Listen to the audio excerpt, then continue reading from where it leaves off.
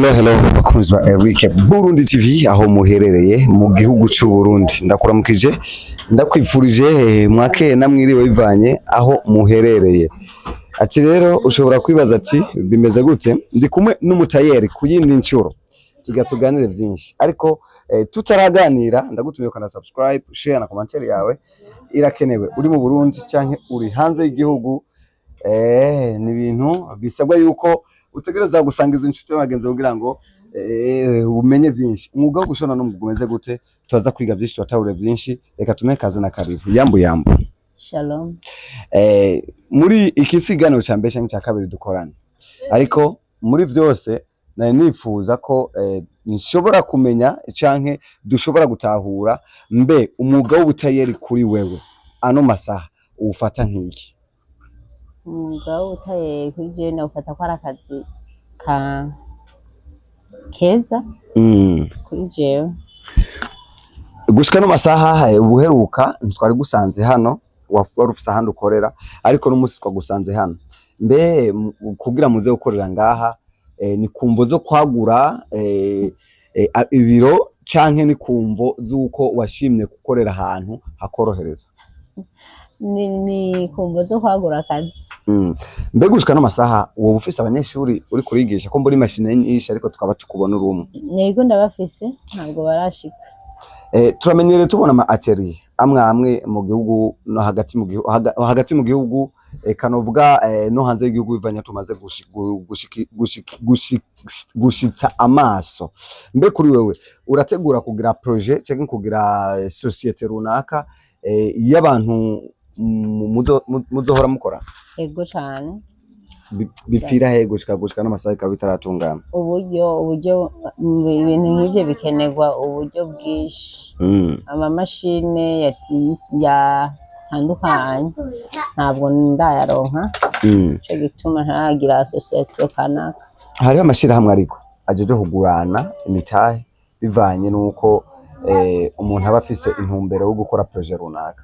Mbe nawe uramaze kurondera kwitura mu mashirahamwe kugira ngo ashobore guzanamo imitahe ushobore kwagura akazi kumbure aka kazi ko ushobora gufasha imiryango myinshi ugaruka gwinshi rudafise akazi rukora?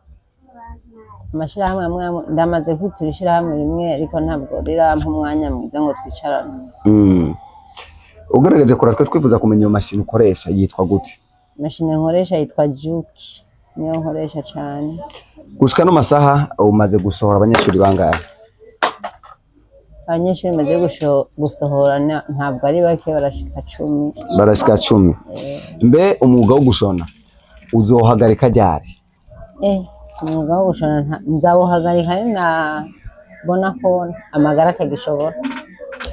Mbe ni ryari watangura gushona? Haciye imyaka ingahe? Imyaka ni myinshi. Natanguye gushona muri 2005.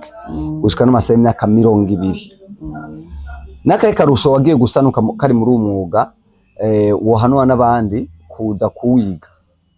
Na karusho nasanzemo nuko uyu mwuga ungaburira muri umuryango maze gushika kuri ibintu bimwe nishimira kubw'uyu mwuga. Ego mu bantu usanzwe ukorera akazi hariho turamenyere tubona abashoni b'impuzu yuko abatsenca n'abatayeri usanga bafise amashira hamwe canke abantu runaka basanzwe bashonera impuzu bari principal basanzwe bazwi bari kugitigiri. We nawe hari abantu amashira hamwe canke abantu usanzwe ukorera bamenyekana canke ibikorwa byabo byo bigaragara cyane kumbura abantu bahabonera akarorero? Ego ndafise abantu bazwi cyane nkunda gushonera n'abaririmbyi imigwi kanaka ndakunda gushonera nkakira akazi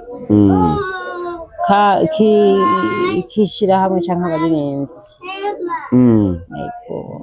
Okay, reka tubashimire ku mwanya mushoboye kuduha ariko ugeragaje kuraba mu karere utuyemo urabona ugwaruka ruri kwijukira umwuga wo gushona? Ubu cyane gose baravyijukiye barabikunda kandi kuko baramaze kubona yuko ari umwuga utera imbere. Ego kandi ubafasha cyane. Ukibitangura umwuga ukutangura kwiga umwuga wo gushona paraporo ico gihe n'ubu nihe ubona abantu bijukira uwo mwuga? Muri uyu mwaka baravyijukiye gose. Ho bari kubera iki? kubera ubukene, kubera nyene nk'akazi nk'abantu bize akazi kataboneka cane batakaronka cane mu ntuze muri leta benshi rero baca bijukira gukora uyo mwuga kuko n'abari muri leta bakora akazi usanga bava ku kazi bagaca bongera bagashikira kuri aka kazi kacu. Imashini zo kubarira ziba ziri ubwoko bungahe?